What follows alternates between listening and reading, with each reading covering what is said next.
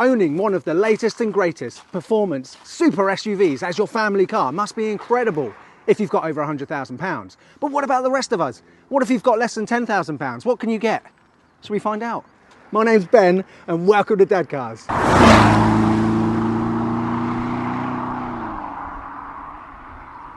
The key, it looks like a little Cayenne. Is that cool? Do you want to play with it? Wow. So today we have this 2007 first generation early facelift Cayenne Turbo. And the first thing I just want to point out quickly is the looks. I think much like the first generation X5, these cars have gone past looking dated and now they've got a real charm about them. And whilst these first generation cars are nowhere near as big as the new ones, it's still nearly 2 meters wide. So let's get in the back and see if that means good rear practicality. Oh, let's see what it's like. Oh, what do you think? I mean, as expected, there's loads of space.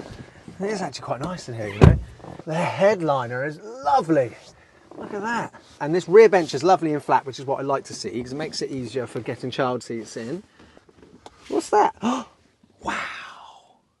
What's that? I'm pleased to see as well that this is full leather and not Alcantara. Alcantara and children don't mix. No, dad. Right, let's quickly whip some child seats in here and then I want to show you something which really grinds my gears. Right, so a big Cayenne like this, nearly 2 meters wide, you should be able to get 3 across, right? So over here we got an Isofix booster seat. Obviously she's not big enough to sit in it, but she's just sat there for the time being. And then over here we've got an Isofix base for a rear facing baby seat. Look, okay, so we've got some space in the middle. Annoying, barely any cars seem to have 3 sets of Isofix going across the middle here. No idea why. But look, just for demonstration purposes, so you're gonna have to try and get a belt secured child seat in the middle. And here's a really old one, which I've got from the garage here. But look, barely squeezes in there. And I'm not even going to attempt to try and rip the skin off of my knuckles and strap this into the middle, because look, watch this. Even if I did get it in there, the rear facing baby seat is not going to click in. And this is the problem with all of these massive SUVs, in my opinion. Very few of them can you actually fit 3 child seats across. I mean, I do have a solution for this though. The same belt secured 5-point harness child seats that I use in the back of the Aston Martin Dad B9, they fit in the middle here. And you'd actually be able to have enough space there to click it in as well without losing the skin on your knuckles. There is a link in the description below to these child seats, and I've actually got a Dadcars promo code where you can save yourself £10 as well. And of course the other option is, I've just measured it, and you should be able to fit a 4 across multi-mac in the back of here as well. So someone like me with 4 children, we don't have to look at just 7-seat options now. Maybe we should get a Cayenne next, what do you reckon? Should we get a Cayenne for Mummy next? Yeah? Yeah? Now, I know I don't really need to do the boot test here, but look, it's massive. We got a pram in here and loads of other stuff as well. And the loading height is really good as well. And because this has got the air ride, you can actually lower it right down if you've got something heavy to get in. Right, my Chumbawamba, should we go for a little drive? Yeah, get you tightened up.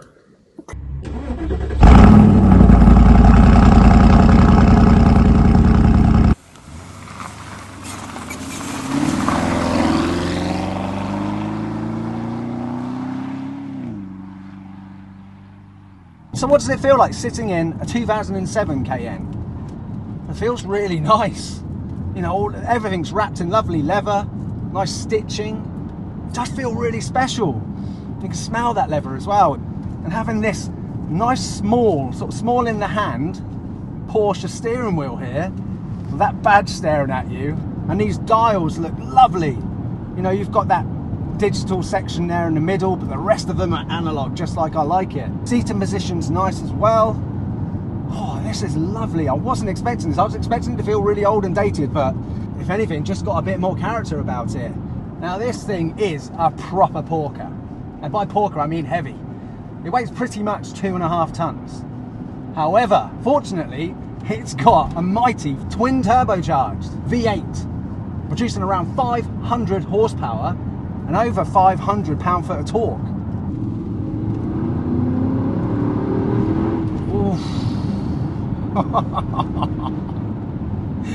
This is really good fun.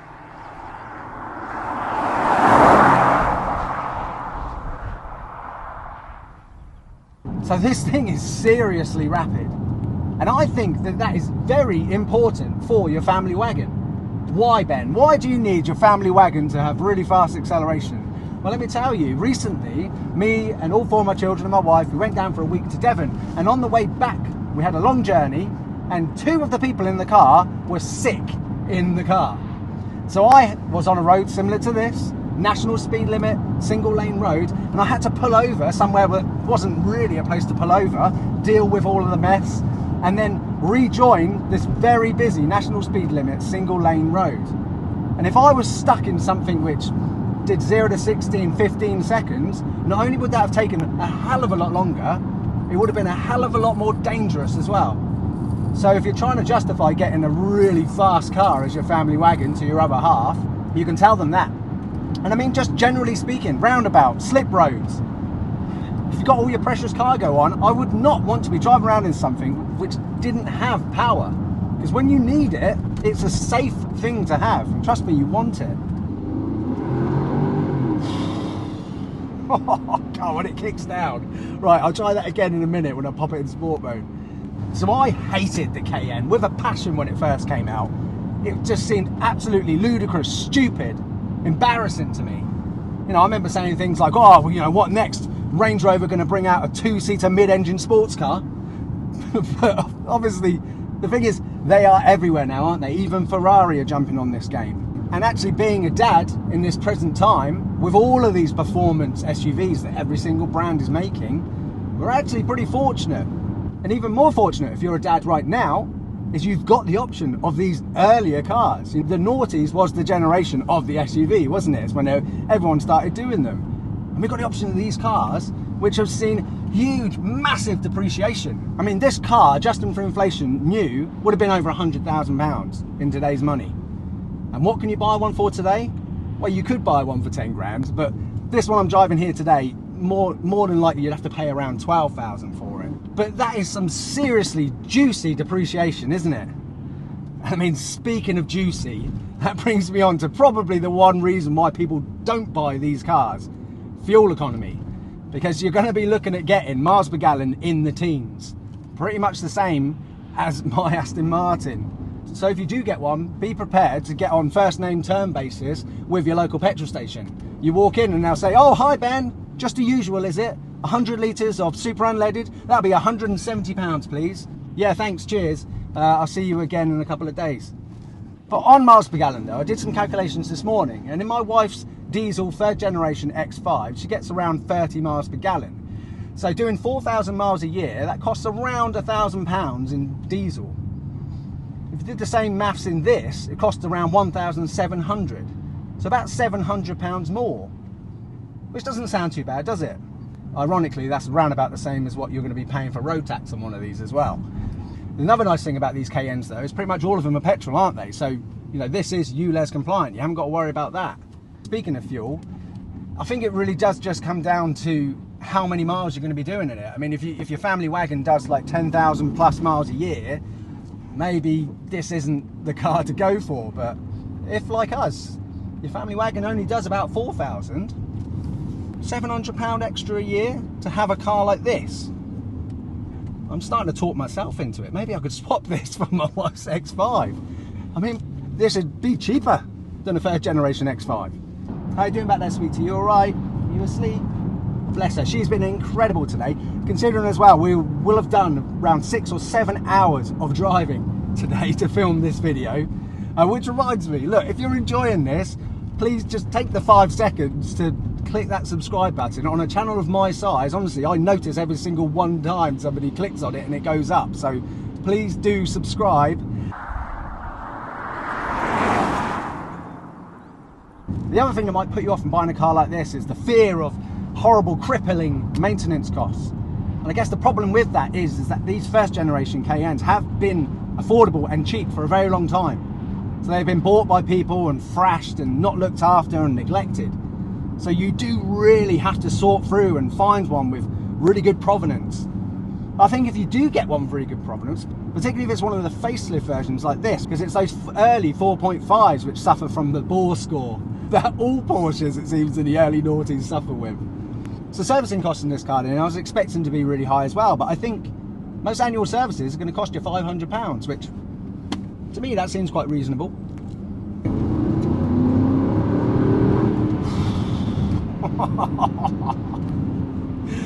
I'll tell you, for a car that's got 500 brake horsepower, being an SUV does give you just that slight reassurance of safety.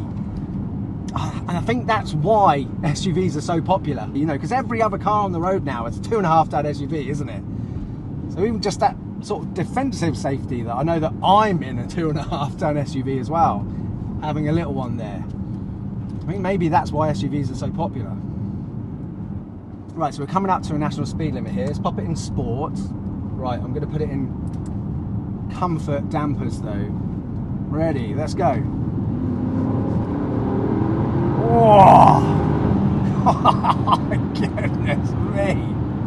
Woo! 60 comes really quick. Yeah, there's definitely got a lot more pace than the X5 30D that I've got.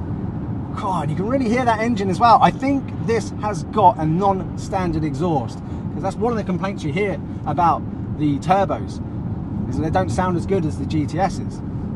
But yeah, this sounds really nice.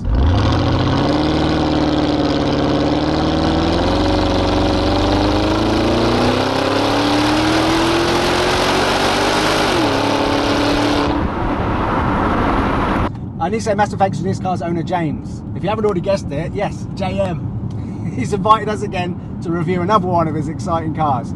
I can't thank James enough for his support of the Dadcars channel. I really can't. Today he actually gave me his old camera bag because he noticed I was carrying all my equipment around in a plastic box.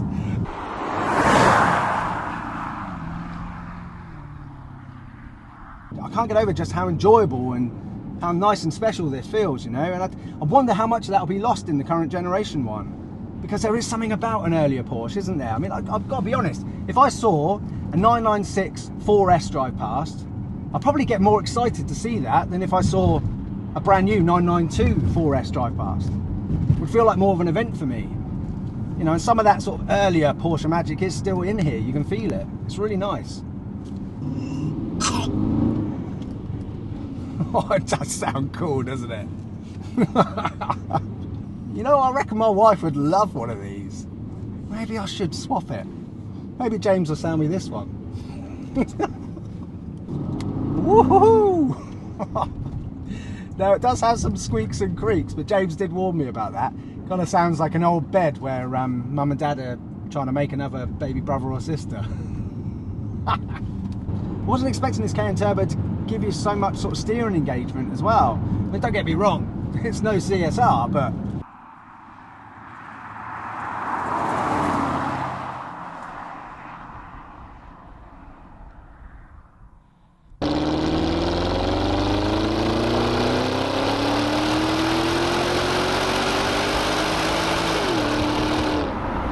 so in summary then, for the first generation facelift Cayenne Turbo, I truly believe that there is gold and diamonds that lie in the wasteland of discarded performance SUVs from yesteryear.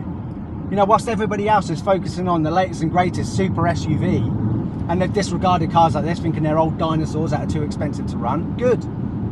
Because if you can pick through and find a real diamond, good provenance, you can nab yourself an absolute bargain. And this is an absolute hoot to drive. This is incredible. I think I want one. So I think this might be one of the best performance family wagons you can buy for £10,000–12,000. But what do you think?